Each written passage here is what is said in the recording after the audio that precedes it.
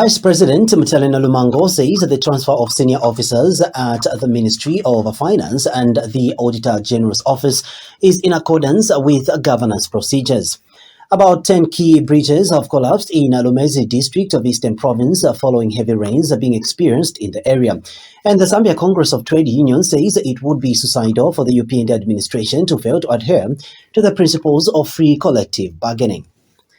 Lunta Member of Parliament Mtoto Kafwaya says that the Special Audit Report of 2019, which is the basis for transferring senior members of staff from the Auditor General's office and the Ministry of Finance, is an illegal audit report because it was not sanctioned by the Secretary to the Treasury. Mr. Kafwaya says that the internal audit function of the Republic of Zambia is a subject of direction by the Secretary to the Treasury in accordance with the Public Finance Management Act of 2018. He says that the transfer of the affected officials is arbitrary because there is no law and government procedure which provides for the transfer of individuals who are under investigation. Mr. Kafwaya was speaking in Parliament when he asked the Vice President during the Vice President's question time why there is so much affinity to abrogate the law by the New Dawn administration. In her response, Vice President Mtalena Lumango expressed ignorance on the content of the law referred to. Mrs. Nalumango had earlier said that the transfer or suspension of officers is one of the things that should give the Zambian people confidence that the government is doing the right thing. Responding to a question by Leader of the Opposition in Parliament, Brian Muntubile, Mrs. Nalumango says the transfer of the affected officers in accordance with the procedures of governance so that there is no interference with the evidence. About 10 bridges, which are critical crossing points for the people of Lumezi district in Eastern Province, have collapsed, while a few others are on the verge of collapsing due to heavy rains. Some of the affected crossing points include Luampanga Bridge connecting Lumezi to Lundazi, Chankalamu Bridge in the Valley area, Katete Bridge along Bulete to Chitingulu Road, Makungwa Bridge connecting Chikomeni to Mwanya, Lusangazi, Lumezi and Kapaipi bridges. Lumezi Town Council Public Relations Officer Erwin Muyumbwa says a heavy downpour characterized Lumezi area this week, leaving a devastating trail of destruction where those in the valley areas have been cut off from the rest of the district. Mr. Muyumbwa says that the council has swiftly moved in to put up temporal measures on crossing points which are not critically affected in order to make them passable for the people while engaging central government on the worst hit areas. In a statement, Mr. Muyumbwa says a team from the Works and Engineering departments is currently on site to provide immediate intervention by backfilling the manageable culverts, taking into consideration the fact that it is still heavily raining. 10 bridges, which are critical crossing points for people here in Lumezi district, have collapsed, and we do have quite a few others that are on the verge of collapsing. And as you are aware that we've been experiencing quite a heavy downpour here in Lumezi, and this as a result has washed away most of the bridges, thereby affecting our people. Now as a council, we have swiftly moved in those affected areas. So as we speak, a team from the Works and Engineering department is currently on site at most of these crossing points that have been affected, and they are putting up immediate interventions such as backfilling the culverts in order to make the crossing points passable. Otherwise, as a council, we will continue to monitor the situation on the ground, and we will do everything possible within our means to make the affected crossing points at least passable until this rain season comes to an end, and we'll continue to engage the central government to at least look into the welfare of the affected people at the crossing points which are critically affected. Medical for Quality Healthcare in Zambia, MQHZ, has expressed shock at the theft of medical equipment valued at 1.6 million kwacha from the Zambia Medicines and Medical Supplies Agency, ZAMSA Central Warehouse in Lusaka. Organization Director General Quince Mwabu says the theft points to inefficiencies on the part of both the board and management at ZAMSA. Dr. Mwabu notes that it is not the first time such a theft is occurring, the reason why management should have reinforced security. He tells QTV News in an interview that the statement issued by the ZAMSA board chairperson on the theft of valuable equipment should be considered together with all the ills of the Ministry of Health. We are quite shocked to learn about the theft of medical equipment valued at 1.6 million kwacha from Zambian Medicine and Medical Supply Agents Central Warehouse in Lusaka. We believe that such kind of theft must be well orchestrated and well staged, which paints the image of the board and review a lot of inefficiency in both the board and the management. Such a safety has not just occurred for the first time when management could have secured the warehouse as it is done in regional hubs across the country. Therefore, this is a form of great negligence and directions due by ZAMSA board and management, which could have been prevented by securing the premises from robbing the nation such highly cost equipment, which could have been already distributed to the health facilities and save the lives of citizens. It is very unfortunate that even the precautions measures put in place does not help the nation and does not solve the problem. We therefore called on ZAMSA board and management to put more stringent measures and regard all the medical equipments and medical supplies in all the medical hubs across the nation. The opposition Socialist Party leader Fred Membe has charged that President Hakainde Hichilema is not serious about fighting corruption within the law.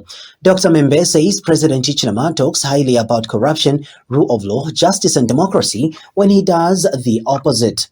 He has challenged the president to explain why government single-sourced the alpha commodities to supply 37,000 tons of fertilizer at $1,407 per ton, while the general market price is $1,000 per ton if he is serious about fighting corruption.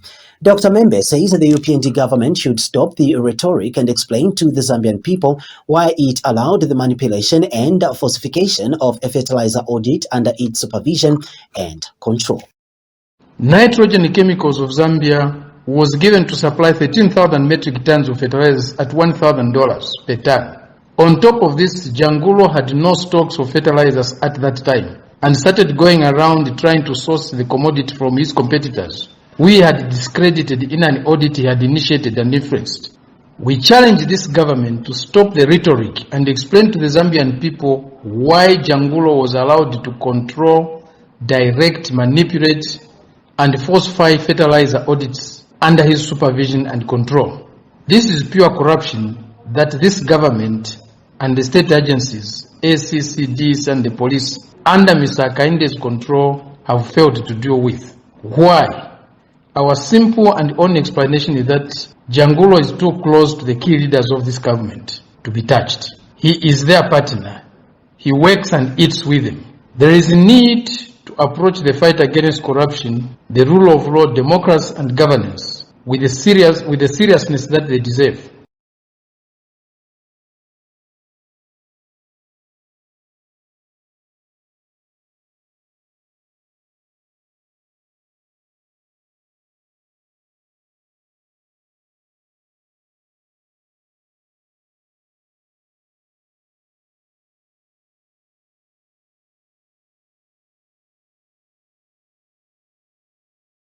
The opposition All People's Congress APC President Nassar Musoni is shocked that President Hakainde Hichilema has decided to travel out of the country at this critical time when the country is experiencing a disaster. Mr. Musoni says the emerging national picture of floods is clearly pointing to a national disaster requiring immediate contingency measures. Mr. Musoni says that the depressing images of flooding everywhere and washed away bridges is a serious source of concern requiring the immediate government attention. He states that no serious leader anywhere in the world can abandon his own people at such a critical point in order to attend an international conference in the midst of a crisis at home.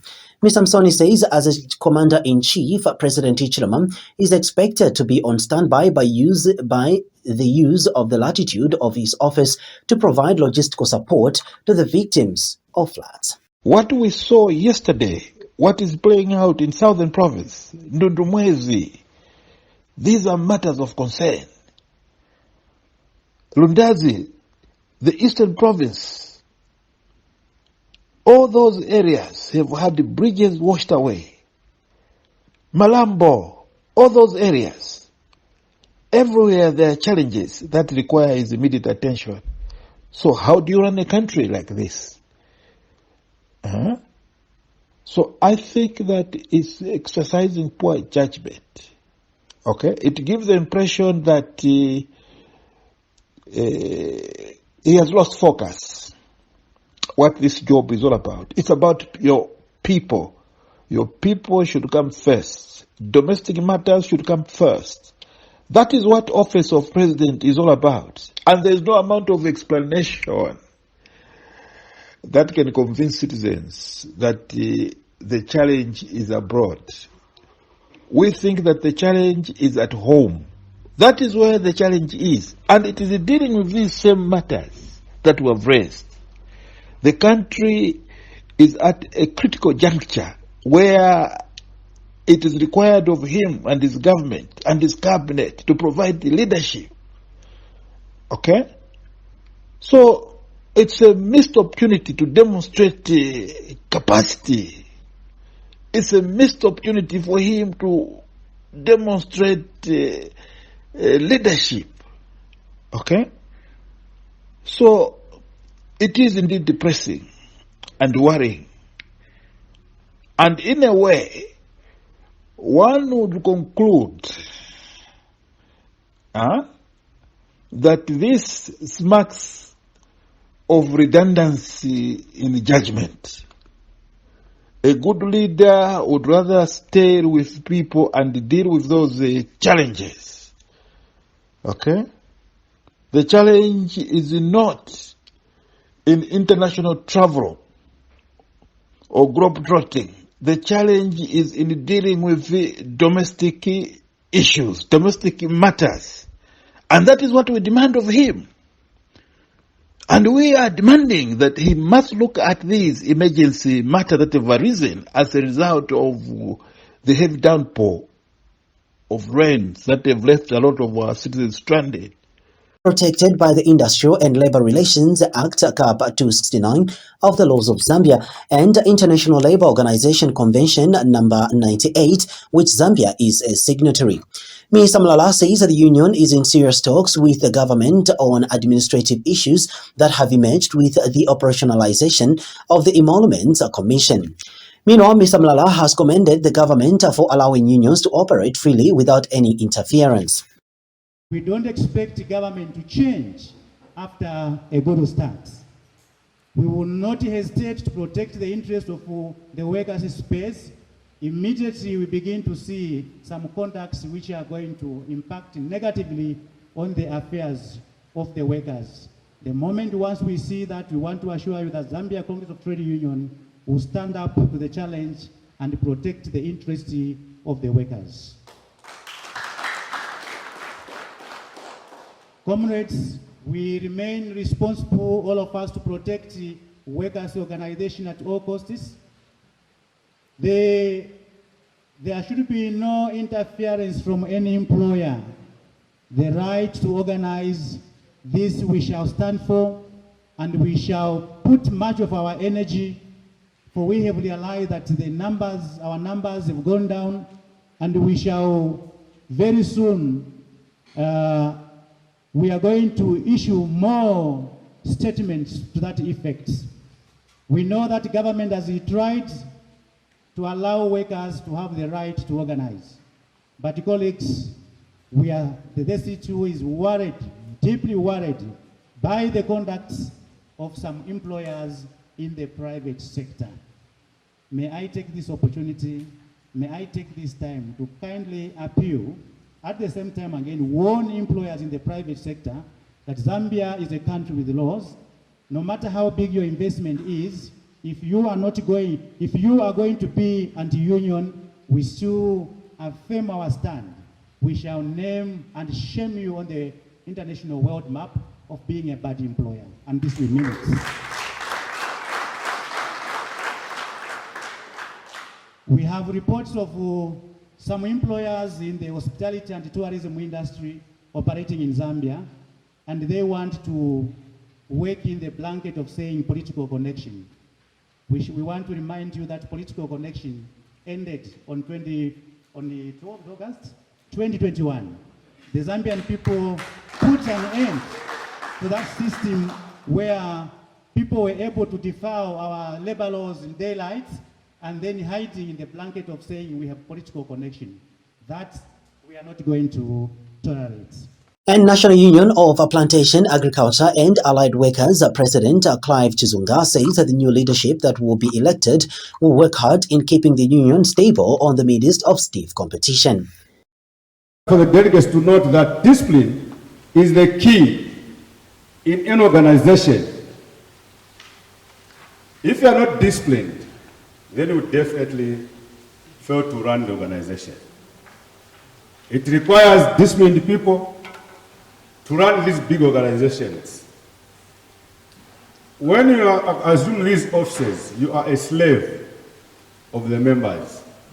You are not the boss. I'll repeat. When you are elected, be a president, a trustee today, you are not the boss to the members, but you are a worker to the members. You need to deliver. You need to make sure that your members are very, very happy in the manner you are running the organization. Fellow delegates, might take this opportunity to appreciate or thank you for having voted me in 2018. Because you trusted me that I would lead this organization. With your support, we are back on this table today where you chose me as your leader. I want to say that the journey was very, very rough. As I said, NUPO, 90% of membership is coming from the farmers. You ask me, which farmers are you talking about? I'm coming from a farm. Zambia Sugar is a farm. My deputy president is coming from Zafiko. It's a farm. GS Mdenda is coming from Kafue Sugar. It's a farm.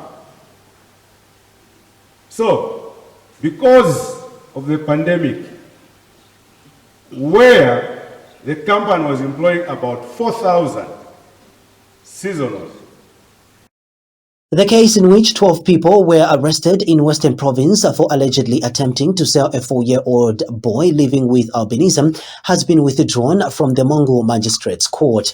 Zanis reports that this is because the suspects were arrested and charged under Section 143 read with Section 391 for trafficking in children, which is a repealed legislation and does not exist. 7 out of the 12 suspects appeared in court on Friday before Principal Resident Magistrate Khalifano Manyepa. But before the suspects took plea, the staff applied for withdrawal of the case under Section 88A of the Criminal Procedure Code, Cap 88 of the laws of Zambia, which Magistrate Manyepa did not object. However, after the withdrawal of the matter, Magistrate Manyepa informed the suspects that they may be rearrested on the same fact as the withdrawal is not an acquittal. And immediately after the order was made, the accused persons were rearrested by the state in order for them to be rightly charged.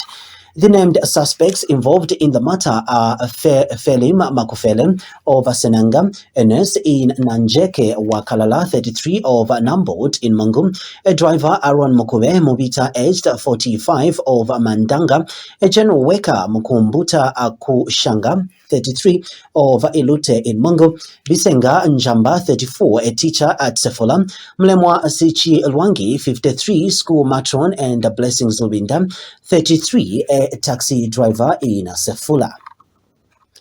The National Action for Quality Education in Zambia, NAQUEZ, has commended President Hakainde Hichilema for actualizing his electoral promise of reinstating the meal allowance for students in public universities. NAQUEZ Executive Director Aaron Chansa is happy to note that eligible students have now received their meal allowances. Mr. Chansa says he has no doubt that this good gesture by the President and his administration will make economic, academic, and social lives easy for the vulnerable students who have generally been struggling at universities. He is further delighted that government is attaching a lot of financial commitment to providing operational funds to public universities. Mr. Chansa says that this will ultimately lead to non-disruption in academic calendars and more productivity in universities. And Mr. Chansa is hoping that presidential commitment on meal allowances will be extended to the construction of the King Lewanika University in Mongo, the FDJ University in Mansa, and hostels at the University of Zambia. He adds that the measles outbreak response immunization for children between 6 months and 59 months is currently underway, and a target of 28,000 children would be immunized. Zambia has won the bid to organize and host the 29th International Federation of Consulting Engineers Africa Infrastructure Conference to be held from May 21st to 24th, 2023.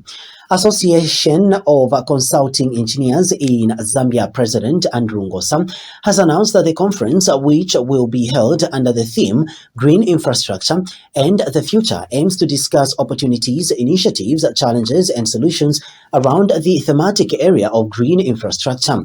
Speaking at a media briefing in Lusaka, Mr. Ngosa observed that the country has been experiencing an unprecedented rainfall pattern, which has caused floods, thus washing away bridges, houses, and has affected crop yields, while in some cases leaving people homeless and susceptible to waterborne diseases.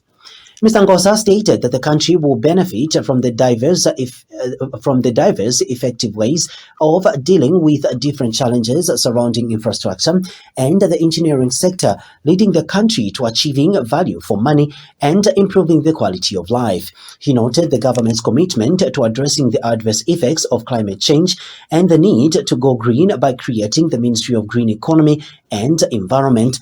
And FIDIC, Africa Infrastructure Conference Organizing Committee Chairperson George Stali stated that Africa has great potential in renewable and natural resources that, when well harnessed, can lead to financial success for countries.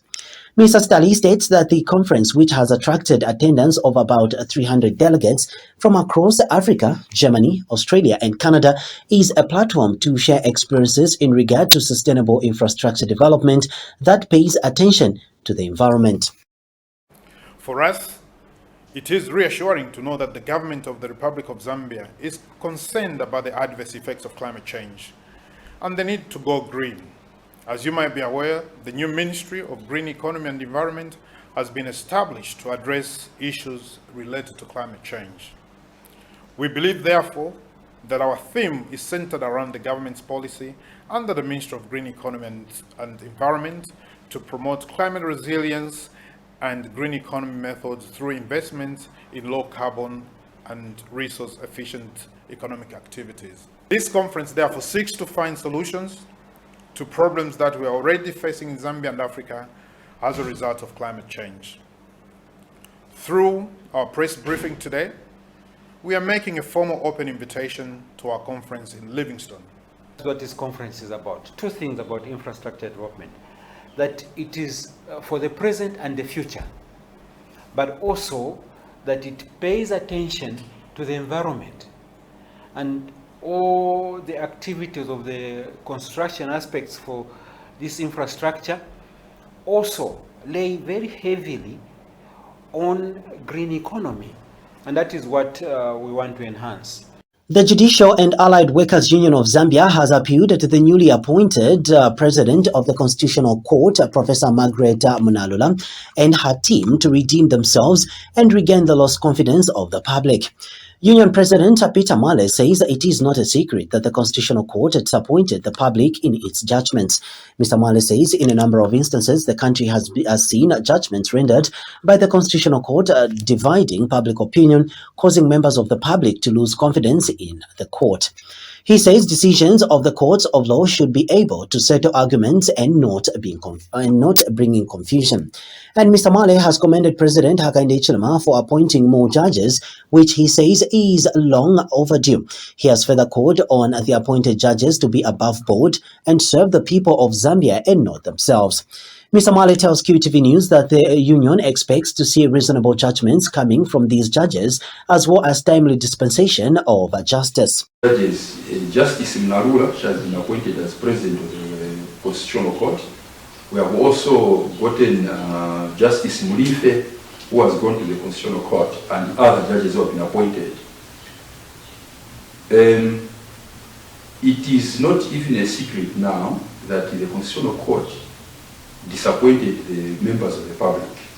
It is not even a secret. Even we ourselves as Judicial and Allied Workers Union, particularly me as President, I was very disappointed in the manner in which the Constitutional Court passed judgments or decisions that came from there.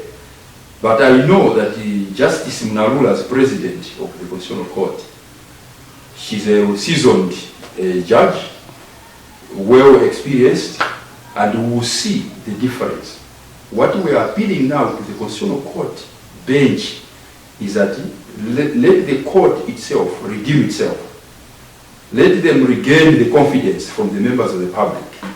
Because more often than never, we used to see judgments coming from the Constitutional Court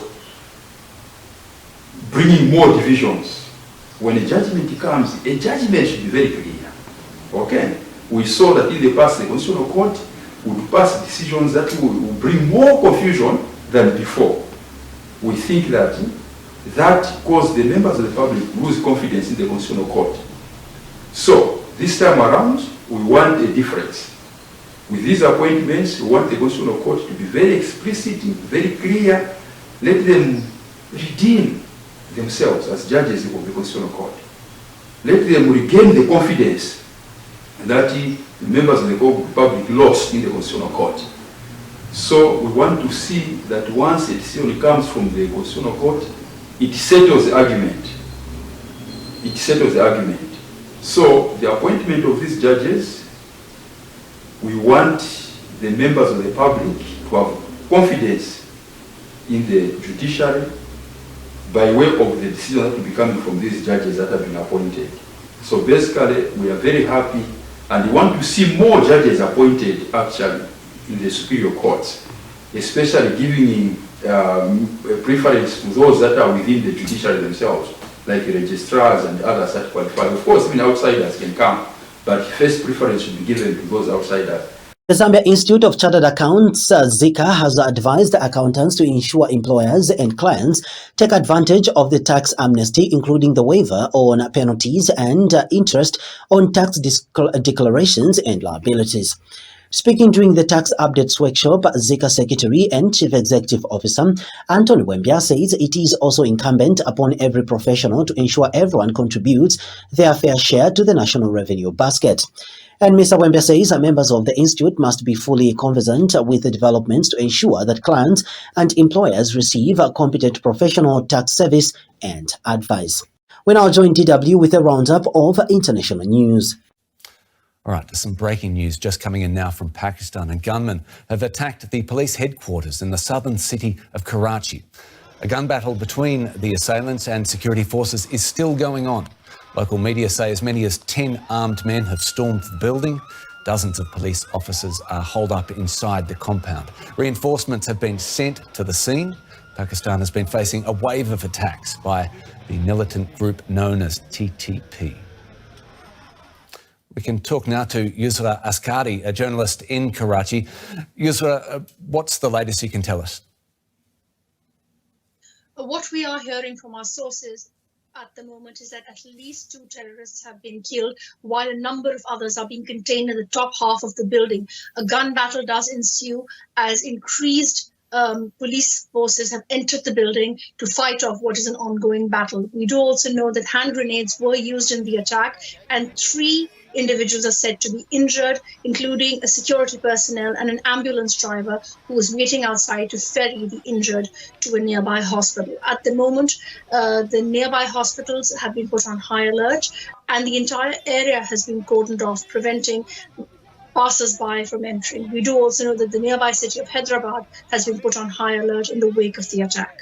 Yusra, it's only the early stages. Is there any word, though, about casualties?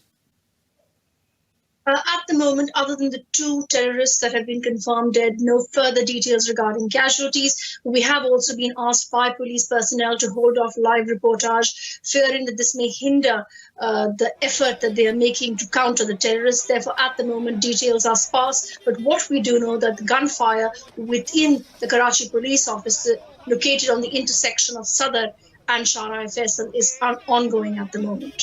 And many details to be confirmed. Is there confirmation or indication of who is behind this attack?